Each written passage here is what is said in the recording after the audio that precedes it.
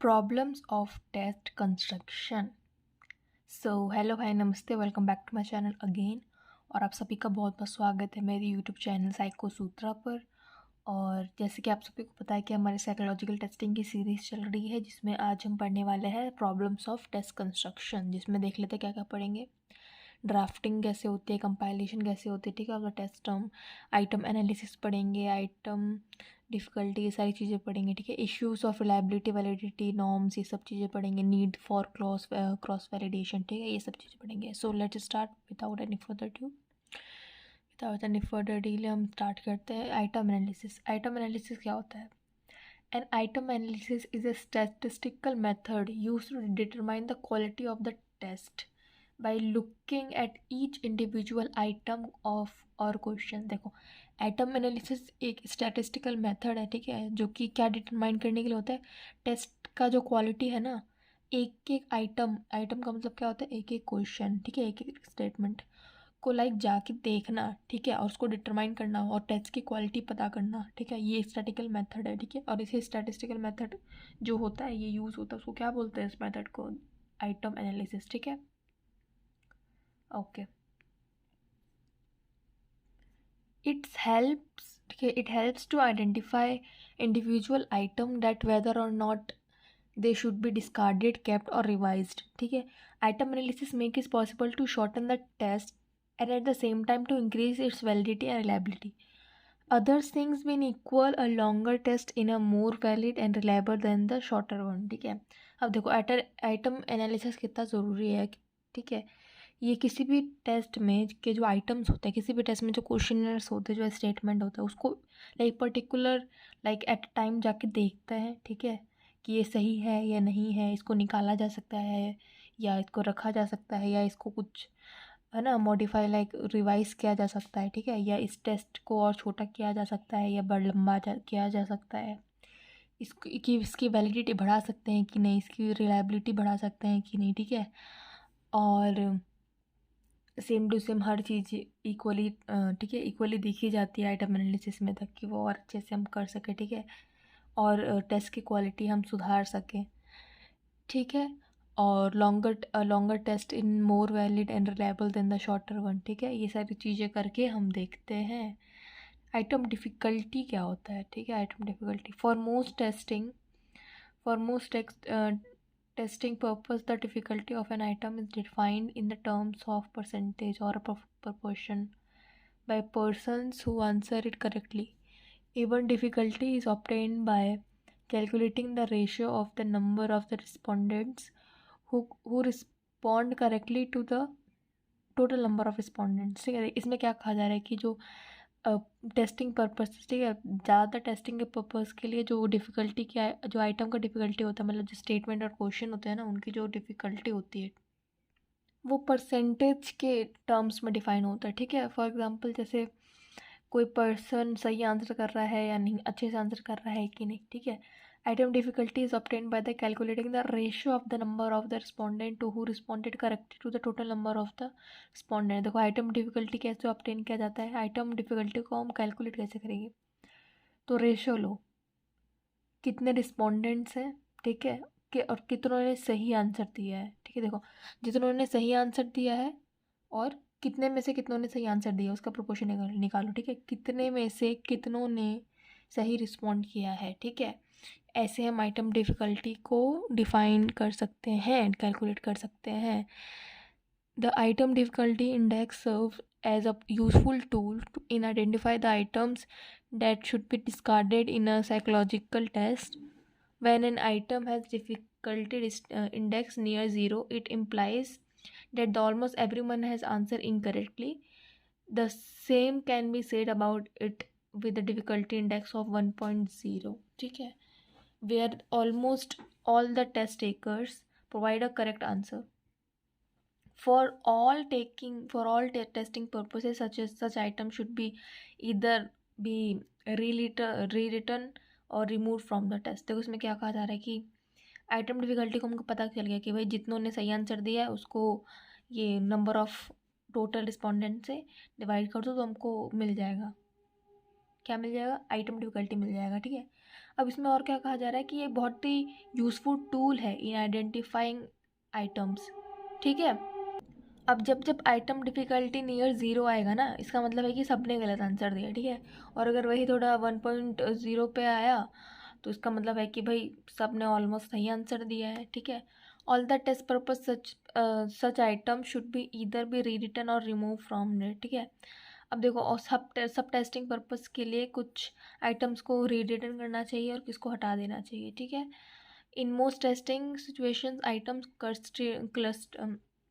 clustering around medium difficulty of 0.50, ठीक है, yield the maximum information. देखो, ज़्यादा वो भी नहीं होना चाहिए, ठीक है, ज़्यादा डिफ़िकल्ट भी नहीं होना चाहिए और ज़्यादा इजी भी नहीं होना चाहिए, ठीक है। एक मॉडरेट, एक मीडियम डिफ़िकल्टी डेट इज़ 0.50 की मैक्सिमम लाइक होना चाहिए, इतनी डिफ़िकल्टी तो होनी चाहिए। About the individual levels, the reason why item for moderate difficulty are preferred is that why they signal the maximum variance। देखो, अब ऐसा क्यों बोला जा रहा है, क्योंकि देखो ज़्यादा डिफ़िकल्ट होगा तो वो भी गलत हो जाएगा, ठीक है। और ज़्यादा ही लाइक लीनियन जैसे नॉर्मल एकदम इजी जैसा क्वेश्चन होगा तो उसका भी आंसर सभी लोग दे देंगे।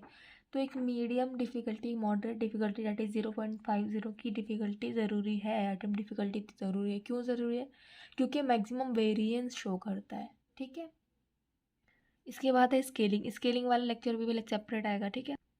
अब कुछ इसके शॉर्ट आंसर देख लेते हैं, ठीक है, शॉर्ट क्वेश्चन आंसर।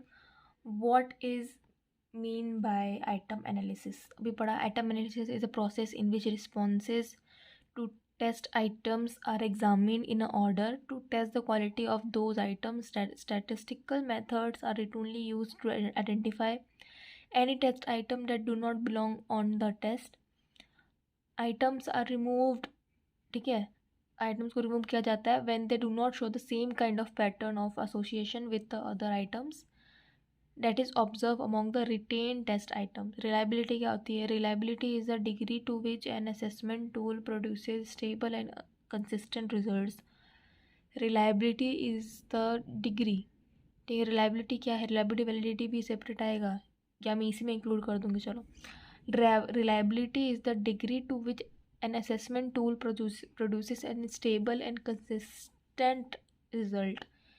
रिलायबिलिटी एक डिग्री है, ठीक है, जिससे हम क्या बोलते हैं, एक to which an assessment tool produces, ये एक असेसमेंट टूल से क्या प्रोड्यूस होता है, एक स्टेबल और कंसिस्टेंट रिजल्ट। मतलब हम अगर एक टेस्ट अभी ले रहे हैं तो वो हमेशा के लिए रिलायबल होगा, ये नहीं कि 2-3 बार इनवैलिड मतलब अनरिलायबल हो जाएगा, ठीक है। वो सबके लिए रिलायबल होगा और हमेशा के लिए रहेगा, ठीक है। कंसिस्टेंट रिजल्ट देगा हर बार। अगर मैंने आज रिजल्ट निकाला तो 2 दिन बाद भी वही रिजल्ट आएगा, ठीक है।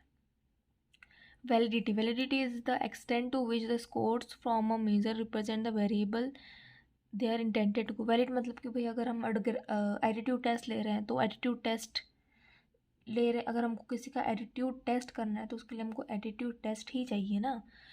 उसके लिए हमको हैप्पीनेस या किसी और वेलबींग वाला तो टेस्ट हम कर नहीं सकते। तो जिस चीज़ को निकालना है उसी चीज़ का टेस्ट होना चाहिए, तभी वो लाइक वैलिड होगा। तो वैलिडिटी ज़रूरी है। रिलायबिलिटी वैलिडिटी समझ में आया। What is mean by the criterion related validity? Criteria.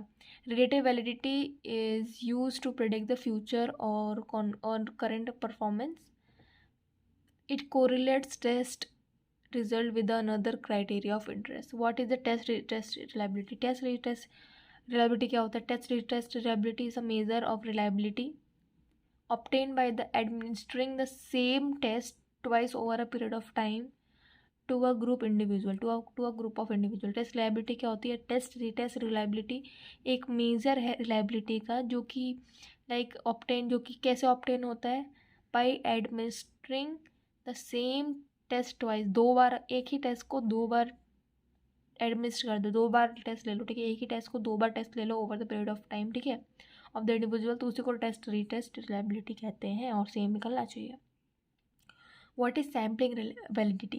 Sampling validity ensures that the measures cover the broad range of areas within the concept under study, ठीक है। Cross validation क्या होता है? It is a procedure used to assess the utility and stability of a statistical model. The data is randomly divided into two subset.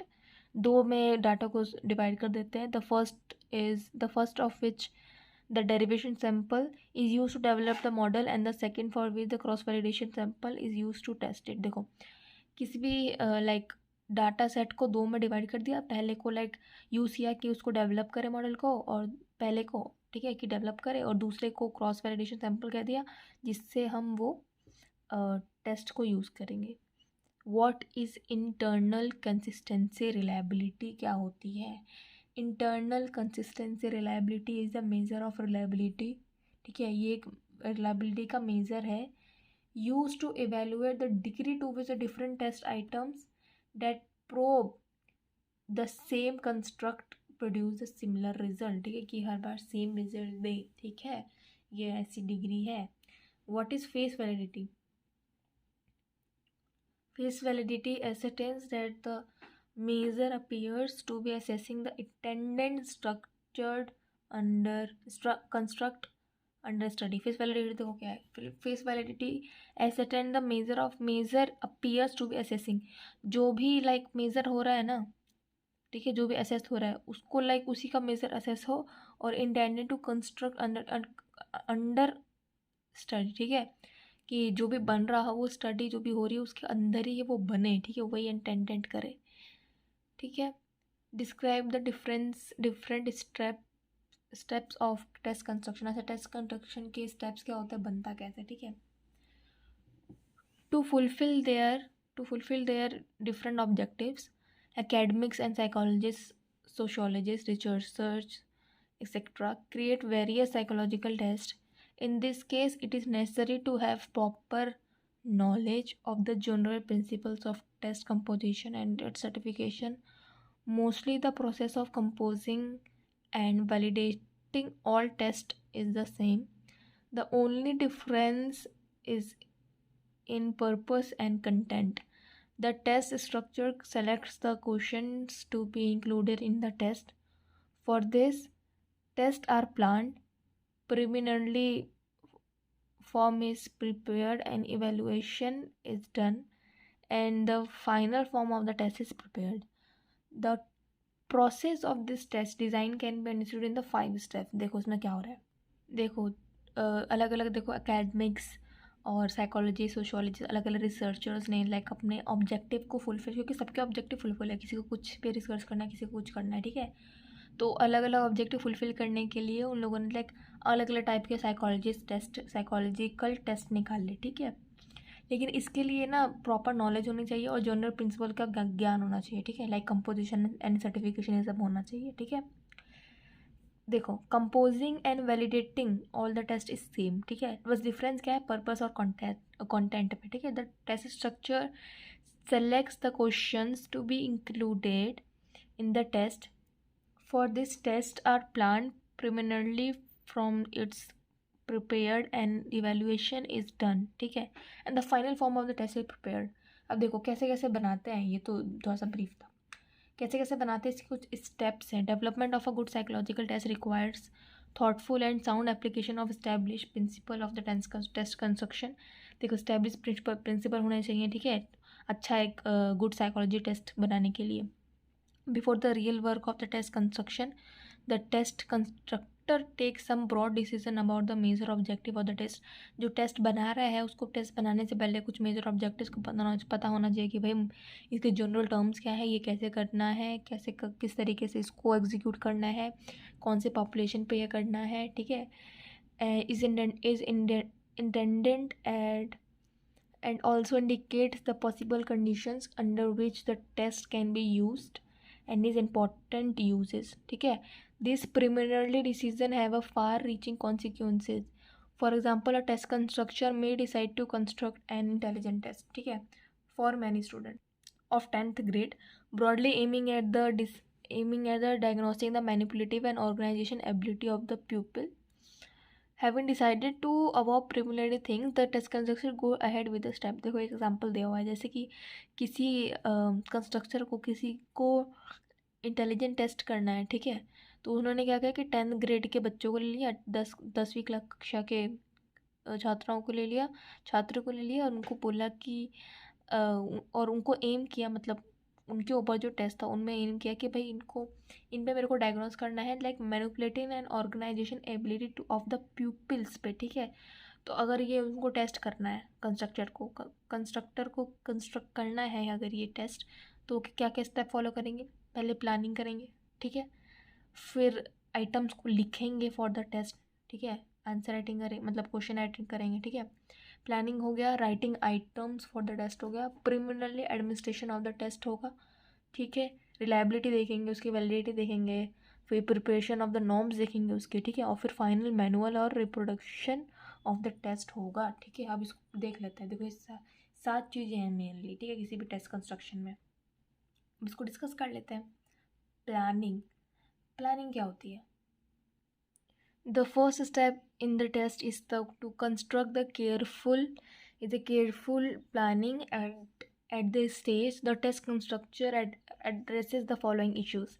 Definition of the construct, ठीक है, definition of the construct to be measured by the purpose, ठीक है, proposed test. Objective of the test, the author has to spell out the broad and specific objective of the test, ठीक है, in a clear terms, that is the prospective users, for example vocational counselors, clinical psychologists, educationalists, is the purpose and the purposes for which they will test will use, ठीक है। Population के बारे में उनको देखना पड़ता है, ठीक है, कि what will the appropriate age range, educational level क्या है, cultural background of the examinees, who would find this desirable to take, ठीक है, desirable to take the test. Content of the test, what will be the content of the test, content क्या होगा, ठीक है, अलग अलग लाइक कवरेज क्या होगी, डिफरेंट कवरेज, ठीक है, content coverage difference from the existing test developed for the same and or the similar purposes, is this cultural specific, culture से क्या specific है ये। टेस्ट फॉर्मेट देखे तो जो author has to decide what would be the nature of the items, ठीक है, that is to decide if the test will be the multiple choice true false intensive responses or some other form, ठीक है। Format में कैसे होगा, verbal होगा, non verbal होगा, ये ऑब्जेक्टिव टाइप होगा, मल्टीपल चॉइस होगा, ये इंटेंटिव सब्जेक्टिव रिस्पॉन्सेज होगा, क्या होगा। Types of instruction, like what would be the type of instruction that is written or to be delivered orally, like verbal होगा, नॉन वर्बल होगा, ठीक है। Test administration, whether the test would be the administered individually होगा कि group में होगा, ठीक है। Will the test be design और modified for the computer administration, a detail agreement for the preliminary and final administration should be considered. User qualification and professional competence, उस हिसाब से उसका टेस्ट उसके लिए बनाना ज़रूरी है, ठीक है। Probable length and time statistical method, like ज़्यादा टाइम कंज्यूमिंग ना हो और लेंथ भी उस हिसाब से हो कि भाई इंसान करते करते और टेस्ट देते देते बोरी ना हो जाए और ज़बरदस्ती वो कुछ भी आंसर देने लग जाए, ठीक है। The test constructor must have to decide about the probable length and time for the completion of the test. Methods of sampling, what would be the method of sampling, that is the random और selective, ठीक है। Ethical and the social consideration, is there any potential harm for the examinees resulting from the administration of this test, are there any safeguards build in to recommended testing procedure to prevent any sort of harm to anyone involved in the use of test. Interpretation of the scores, how will the scores be interpreted and will the scores of examinee be compared to the other criteria of the group also, or they will be used to assess mastery of the specific content area, ठीक है। To answer this question the author has to decide whether the proposed test will be criteria referenced or non-referenced, ठीक है। Manual and production of test में क्या होगा, that planning also include the total number of production and preparation of the manual. Last में manual का भी तो preparation करेंगे जिसमें और लोग देखेंगे कि भाई ये टेस्ट करना कैसे है। राइटिंग डाउन द आइटम्स, अब आइटम्स को लिखना कैसे। Item is a single question और the task that can not be often broken down into small units. Beans ने कहा था ये, बीन ने 1953 में। For example arithmetic mean may be an item. A manipulative task may be an item, and a mechanical puzzle. Mechanical puzzle may be an item, and likewise sleeplessness may be also an item for the test. Items in a test are just like the atoms in a matter, that is, they are indivisible. The second step in item writing is the preparation of the item test of the items of the test. Item writing starts with the planning done earlier. If the test constructor decided to prepare an essay test, then the essay items are written down, ठीक है. However, if he decide to construct an objective, देखो, अगर उन्होंने decide किया कि एक ऐसे test बनाना है तो ऐसे टाइप के राइटिंग्स ही करेंगे, ठीक है. अगर उनको ऑब्जेक्टिव टेस्ट बनाना है तो वो ऑब्जेक्टिव आइटम्स देंगे, ठीक है. तो उस हिसाब से आइटम्स के लाइक टाइप्स बदलते रहते हैं, ठीक है. He writes down the objective types such as the alternative responses, items, matching item, multiple choice items, completion items, short answer items, pictorial form of the items, etc. Depending upon the purpose, he decided to write any of this objective of the types. अब देख लेते हैं prerequisitions of the item writings क्या है. Command of the subject. अच्छा, जो लिख रहा है उसको कमांड भी होना चाहिए भाई उस सब्जेक्ट पे. ऐसे नहीं कि मैं फिजिक्स की टीचर हूँ और मैं मैथ्स का टेस्ट बना रही हूँ, या मैं फिजिक्स की टीचर हूँ, जैसे मैं साइकोलॉजी की टीचर हूँ और हिंदी का पेपर मैं बना रही हूँ, या क्वांटम मैकेनिक्स का पेपर मैं बना रही हूँ. ऐसे नहीं भाई.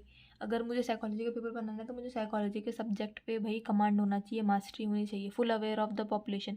आपकी पॉपुलेशन कैसे, जिसके ऊपर आप टेस्ट करने वाले हो, वो पूरा अवेयरनेस होना चाहिए, ठीक है. Familiarity with the different types of the items. आपको हर टाइप के आइटम में फैमिलियरिटी आपको पता होना चाहिए कि भाई ये आइटम, मतलब अलग अलग टाइप के आइटम्स, इसका क्या एडवांटेज है, क्या डिसएडवांटेज है, ठीक है. और उसको ये भी पता होना चाहिए कि गुड आइटम्स के कैरेक्टरिस्टिक क्या होते हैं, ठीक है, और कहाँ कहाँ लोगों से लाइक गलतियाँ एरर हो सकती हैं. तो ये पूरा फैमिलिटी होना चाहिए हर एक आइटम से, मतलब हर एक क्वेश्चन से, मतलब हर एक स्टेटमेंट से. Command on the language. अच्छा, इतना भी नहीं कि भाई बहुत खतरनाक इंग्लिश लिख दी है कि किसी को समझ में ही नहीं आ रही, या बहुत ही ईजी राइटिंग लिख दी है, ठीक है. Expert opinion. अच्छा, हमेशा एक्सपर्ट से ओपिनियन लो, ठीक है, जब भी आप आइटम राइटिंग करो. Cultivate a rich source of ideas. अच्छा, the item writers must also cultivate a rich source of ideas of the item. अब एक ऐसे होगा, ठीक है. This is because the ideas are not produce in the mind automatically. तो कोई idea दिमाग में बनता नहीं, उसके लिए पढ़ना पड़ता है. टेक्स्ट बुक पढ़ो, जर्नल पढ़ो, डिस्कशंस करो, question for the interview, courses outline and the other instruction materials का यूज़ लो, ठीक है. अब गुड आइटम के कैरेक्टरिस्टिक क्या होते हैं. क्लैरिटी होनी चाहिए, साफ साफ, ठीक है. मॉडरेटली डिफिकल्ट, ना ज़्यादा डिफिकल्ट होनी चाहिए, ना ज़्यादा ईजी होना चाहिए. डिस्क्रिमिनेटिंग पावर, इस मतलब कि अगर कोई टेस्ट, जैसे अगर किसी टेस्ट में मैं कोई टेस्ट दे रही हूँ तो उसमें वो टेस्ट में ये पावर होनी चाहिए कि भाई मैं इंट्रोवर्ट हूँ या नहीं हूँ, मैं एक्सट्रोवर्ट हूँ या नहीं हूँ. तो डिस्क्रिमिनेटिंग पावर होनी चाहिए. टू द पॉइंट होना चाहिए, इधर उधर की बातें नहीं. जो जिस चीज़ के लिए हो रहा है उसी आइटम्स को, वही आइटम होना चाहिए, टू द पॉइंट उसका होना चाहिए, ठीक है. It should be not concern the trivial aspects of the subject matter, that is it must only, ठीक है. मतलब यही से समझ में आया कि ये टू द पॉइंट होना चाहिए, ठीक है. नॉट एनकरेज गेस वर्क नहीं चलेगा, ठीक है. जो सब्जेक्ट है ना, ऐसा नहीं होना चाहिए कि वो आइटम गेस वर्क पे चले, आप उनको समझ में ही ना आ रहा हो. क्लियर इन रीडिंग, सही से भाषा, सही से लैंग्वेज, सही से राइटिंग में लिखा होना चाहिए. Independent for its meaning, it should not be such that this meaning is dependent on another items, ठीक है. And it can be answered by referring to another item. ऐसा नहीं कि एक आइटम से ही रिलेटेड और रेफर होकर आपका दूसरा आइटम हो रहा है, ठीक है, लिखा हुआ है, ऐसा नहीं होना चाहिए, ठीक है. अब जनरल गाइडलाइन पढ़ लेते हैं कि आंसर राइटिंग की, सॉरी, आइटम राइटिंग करते हुए कुछ जनरल गाइडेंस की हमको क्या ज़रूरत पड़ सकती है. Writing item is a matter of precision. It is perhaps more like computer programming than writing a prose, ठीक है. ये लाइक एक मैटर ऑफ प्रिसीजन है, इसको ढंग से लिखना पड़ता है, ठीक है. ये कोई प्रोज नहीं है, ठीक है. ये एक लाइक कंप्यूटर लाइक प्रोग्रामिंग है जिसको ढंग से प्रिसीजन, ठीक है, प्रिसाइजली इसको करना पड़ता है, लिखना पड़ता है, ठीक है. So writing is a matter of precision. The task of the item writing is to be focus the attention of a large group of examinees varying in background, experience, environmental exposure, and ability level to a single idea. Such a situation requires extreme care in the choice of words. ठीक है, choice of words में extreme like careful होना पड़ता है. The item writer must keep a view some general guidelines, ठीक है, which are essential for writing good items. These are listed under. क्या क्या गाइडलाइंस होते हैं. क्लैरिटी ऑफ द आइटम होनी चाहिए, ठीक है, लाइक वर्बल पजल में नहीं लिखा होना चाहिए. ऐसा नहीं कि भाई कोई शायरी टाइप में कोई पजल कोई राइम होते हुए आप चल रहे हैं, ठीक है, नहीं, सिंपल होना चाहिए ताकि वो स्टेटमेंट समझ में आए और जो टेस्टी है वो अच्छे से आंसर कर पाए, ठीक है. Non functional word should be avoided. Non functional words मतलब क्या होता है. Non functional words refers to those which makes no contribution towards appropriate and correct choice of the response by the examinee. Such words are often included by the item writers in attempt to make correct answer less obvious and to provide a good distractor. देखो, distract करने वाले word नहीं use होने चाहिए. अगर कोई आपका कोई जैसे फॉर एग्जांपल एक स्टेटमेंट में देती हूँ, जैसे हाँ, जैसे आप सुबह उठी, ठीक है, 6:30 बज रहे थे, सूरज उग रहा था, आपकी मम्मी ने आपको उड़ते ही डांट दिया, तो आपका क्या रिस्पॉन्स होगा, ठीक है. अब सुबह उठते ही आपकी मम्मी ने डांट दिया और आपका क्या रिस्पॉन्स होगा, ये ठीक था, लेकिन सुबह हो गई, टाइम इतना था, सूरज उग रहा था या नहीं, ठीक है. तो ये सब फालतू डिस्ट्रैक्शन वाली चीज़ें नहीं लिखनी है, ठीक है. Avoid irrelevant accuracy. ये भी वही है कि भाई फालतू की चीज़ें मत लिखो, ठीक है. और जो क्योंकि वो अवॉइड करनी चाहिए, क्योंकि सच irrelevant accuracies reflect on the poor critical ability to think, ठीक है. Difficulty level should be adaptable. देखो, मीडियम इसलिए आइटम एनालिसिस और आइटम डिफ़िकल्टी की हम जब हमने बात की थी, तो डिफ़िकल्टी मॉडरेट होना चाहिए क्योंकि वो लाइक मैक्सिमम वेरिएंट शो करती है, ठीक है. जैसे कोई भी स्टेटमेंट है वो लाइक इतना भी हार्ड ना हो कि समझ में ही ना आए और इतना भी ईजी ना हो कि कोई भी आंसर कर दे, ठीक है. Stereotype word should be avoided. Stereotype रूढ़िवादी शब्द नहीं यूज़ होने चाहिए, very important. Irrelevant cues must be avoided. जो फालतू के क्लूज देते हैं ना, फालतू के कुछ भी, वो अवॉइड होने चाहिए, ठीक है, avoided. Interlocking items must be avoided. For example, sociometry is a technique use to study the effect of structure of group, true और फॉल्स, ठीक है. It is a kind of project. अब देखो, जो कोई भी दिया हुआ है उसमें ट्रू और फॉल्स है, ठीक है. इंटरलॉकिंग आइटम्स जैसे कि ये है, ये इसकी डेफिनेशन है, ये ऐसे होता है, क्या ये सही है, ऐसे नहीं, ठीक है, उनके ऊपर छोड़ दो वो. नंबर ऑफ आइटम ज़्यादा ना ज़्यादा होने चाहिए ना कम होने चाहिए, ठीक है. अरेंजमेंट ऑफ आइटम सही होना चाहिए, ठीक है. Alternative form, matching and multiple choice etcetera, ठीक है. और सेम फॉर्म में होना चाहिए, ऊपर नीचे आगे पीछे और मिक्सड होंगे तो लाइक डिफ़िकल्ट होगा वो, ठीक है. प्रीलिमिनरी एडमिनिस्ट्रेशन में देखते हैं, ठीक है, ये क्या होता है. Before proceeding towards the administration of the test, review by at least three experts when the tests have been written down and modified in the light of suggestions and criticism given by the expert. The test is said to be ready for experimental tryout. The experimental tryout or tryout क्या होता है. The first administration of the test is called experimental tryout. जो पहली बार test administrate होता है ना, पहली बार जब जो टेस्ट हमने नया नया बनाया वो पहली बार जब ट्राई करते हैं तो वो एक्सपेरिमेंटल ट्राईआउट या प्री ट्राईआउट कहते हैं, ठीक है. The sample size for the experimental tryout should be 100. The purpose of the experimental tryout is manifold. According to the Conrad, ठीक है, according to Conrad 1951, the main purpose of the experimental tryout of the any psychological and educational test is as follows, ठीक है. क्या क्या होता है. Determining the vagueness and weakness, ठीक है. वीकनेस, देखो पहला टेस्ट किया तो उसमें ये देखो कि भाई इसमें कुछ वीकनेस, ओमिशन और ऐसे इनएडवोकेटीज तो नहीं है. डिफ़िकल्टी लेवल चेक करो, ठीक है. टाइम लिमिट देखो कितना जा रहा है, ये सब टेस्ट हो रहा है ना. पहला टेस्ट हमने कुछ बनाया, उसको हम देख रहे हैं कि भाई सही है कि नहीं, ठीक है. अप्रोप्रिएट देखो कि भाई इसकी लेंथ ज़्यादा तो नहीं हो रही, कम तो नहीं हो रही, आइटम ज़्यादा तो नहीं है, सही डायरेक्शन में जा रहा है कि नहीं, ठीक है. प्रॉपर ट्राई आउट करो, लाइक आइटम डिफ़िकल्टी की बात आई इसमें, ठीक है. डिस्क्रिमिनेशन पावर होना चाहिए है कि नहीं. इफेक्टिवनेस और डिस्ट्रैक्टर ज़्यादा तो नहीं है, ज़्यादा क्या होना, डिस्ट्रैक्टर तो होना ही नहीं चाहिए वरना मुद्दे से बात हट जाएगी, ठीक है. फाइनल ट्राई आउट में क्या होता है, फाइनल ट्राई में द थर्ड प्रिलिमिनरी एडमिनिस्ट्रेशन, पहली बार हो गया, दूसरी बार हो गया, तीसरी बार में फाइनल ट्राई जब होता है, फाइनल वाले को ही हम क्या बोलते हैं, थर्ड को क्या बोलते हैं, final try out. The sample for the final administration should be at least 100. At this stage of the items are selected after item analysis and constitute the test in the final form. It is carried out to be determined the minor defects that may not have been detected by the first two preliminary administrations. The final administration indicates how effective the test will be when it would be administered on the sample for which it is really intended. That the preliminary administration would be a kind of dress rehearsal, providing the sort of final check on the procedure of administration of the test and its time limit.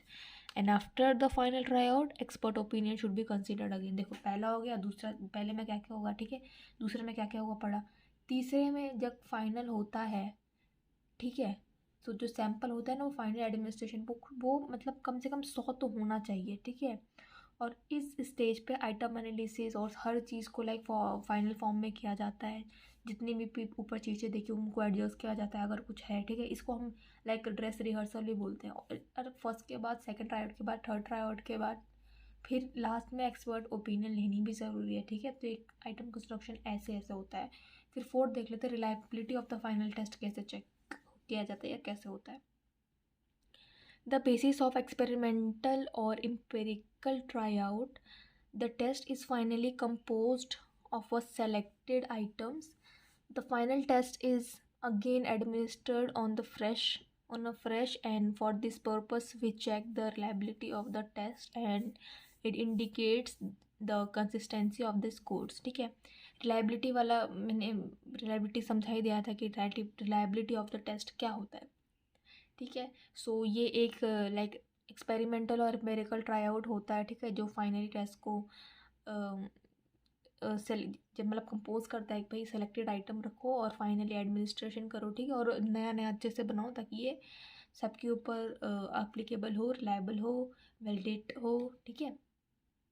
सो इस तरीके से हम like हमारा जो purpose होता है कि हम रिलायबिलिटी चेक करें और कंसिस्टेंसी ऑफ द स्कोर्स को ये दर्शाता है, ठीक है।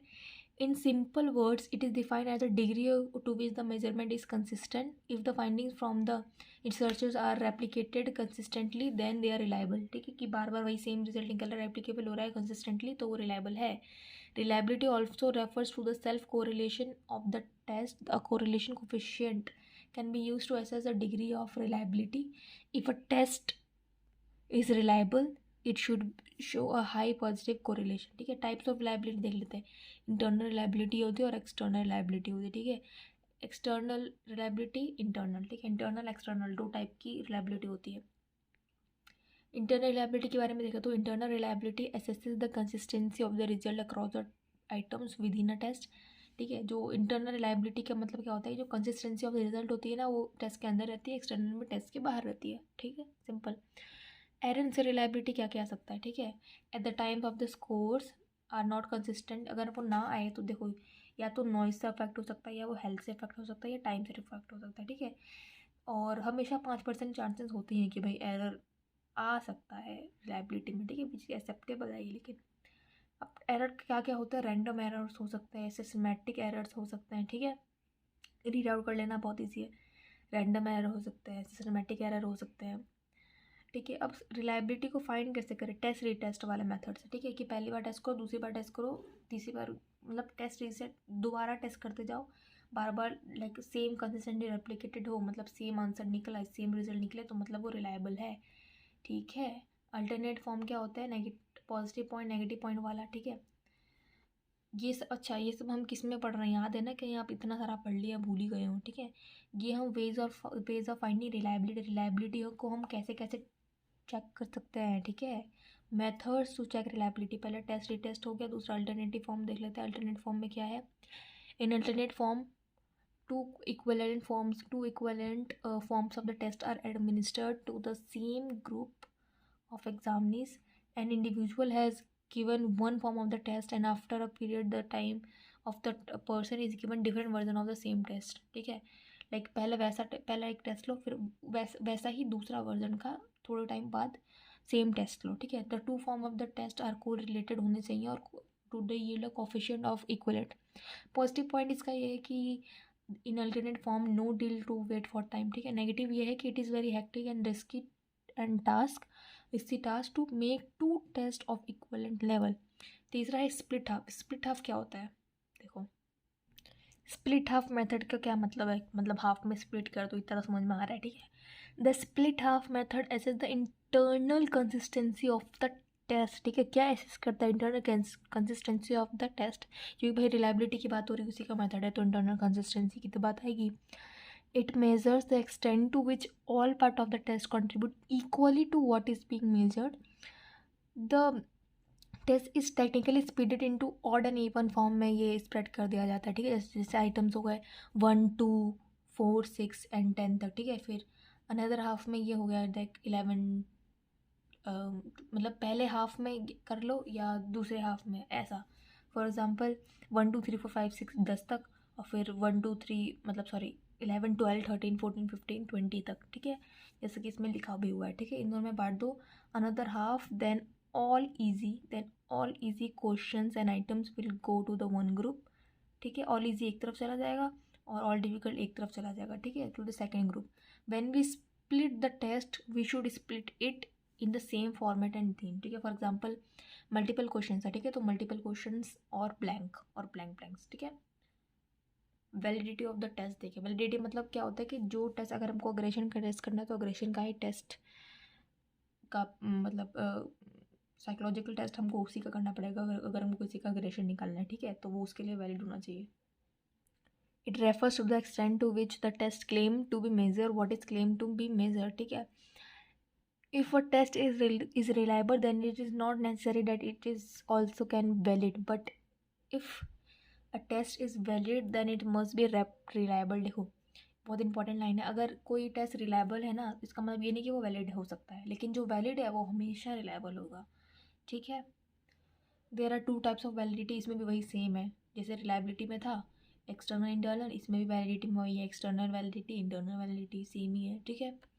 नॉर्म्स की बात करें तो when psychologist design a test to be use in a variety of setting, देखो अगर जब साइकोलॉजिस्ट डिज़ाइन करता है ना कि भाई ये जो चीज़ है, ये जो टेस्ट है वो अलग अलग वैराइटी सेटिंग में यूज़ होगा, तो वो क्या करते हैं, वो एक स्केल सेटअप करते हैं, ठीक है, जिसमें वो अलग अलग नॉर्म्स बनाते हैं, ठीक है। Norm is defined at the average performance और scores of a large sample representative of a specified population, ठीक है।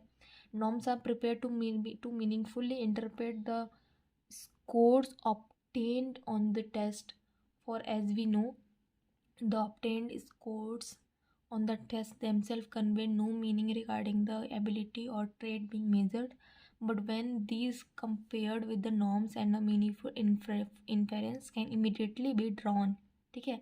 टाइप्स ऑफ नॉर्म देख ले तो एज नॉर्म होता है कि भाई इससे इस एज तक अगर ये रिजल्ट, अगर ऐसे ये स्कोर आया तो उसका ये रिजल्ट है, ठीक है, सेम ही है। ग्रेड नॉर्म्स, ठीक है, कि भाई अगर फर्स्ट से थर्ड क्लास के बीच में अगर बच्चा है और अगर उसका ये स्केल है, मतलब उसका अगर ये रिजल्ट आया तो ऐसा है। अगर 10th क्लास के बच्चे का अगर इन सब में से ऐसे ऐसे स्कोर्स आया है तो इस स्कोर का ये मीनिंग होगा, ठीक है। ये ग्रेड नॉर्म्स हो गया। परसेंटाइल नॉर्म्स कि भाई परसेंटाइल के अकॉर्डिंग वो नॉर्म टेबल में दिया रहेगा, ठीक है। स्टैंडर्ड स्कोर, ठीक है। Preparation of the manual and reproduction of the test, अभी लास्ट देख लेते हैं टेस्ट कंस्ट्रक्शन में, ठीक है। इसके बाद ये वीडियो का लेंथ ज़्यादा जा रहा है ड्यूरेशन, सो हम इसका नेक्स्ट पार्ट बनाएंगे, ठीक है। 7th देख लेते हैं preparation of manual and reproduction of test. अभी सब कुछ हो गया, ठीक है, अब मैनुअल बनाओ, मैनुअल तो बनाना पड़ेगा, रिप्रोडक्शन ऑफ टेस्ट करना पड़ेगा ताकि आगे और लोग इसको यूज़ कर पाए मैनुअल दे के कि भाई ये यूज़ करते कैसे, ठीक है। The last step in the test construction is the preparation of the manual of the test. In the manual the test constructor reports the psychometrics properties of the test, ठीक है, norms and reference. This gives a clear indication regarding the procedure of the test administration, the scoring methods and time limits, if any of the test, ठीक है। It also includes the instruction as well as the detail of arrangement of material, that is whether items have been arranged in a random order or in any other order, ठीक है। The test constructor finally orders the printing of the test and the manual। देखो ये सारी चीज़ें हो गई, ठीक है, सब पढ़ लिया, सब समझ में आ गया। इसके बाद जब अच्छे से टेस्ट बनाए, एक मैनुअल बनाया, एक कंस्ट्रक्शन, एक ऑर्डर से एक प्रिंटिंग करवाई टेस्ट की, एंड मैनुअल बन गई। ठीक है, सो इतना कुछ मेहनत करने के बाद एक टेस्ट बनता है जो रिलायबल हो, वैलिड हो, नॉर्म्स भी हो उसमें। ठीक है, अलग अलग टाइप से कैसे हो, क्लैरिटी हो, आइटम राइटिंग देखी, ठीक है, आइटम सिलेक्शन सब कुछ देखा, आइटम डिफ़िकल्टी, आइटम एनालिसिस। ठीक है, सो अगर आप यहाँ तक अभी तक बने हुए हैं, so thank you so much for watching. ठीक है, और इसका हम जल्दी से पार्ट सेकंड भी लाएंगे क्योंकि ये बहुत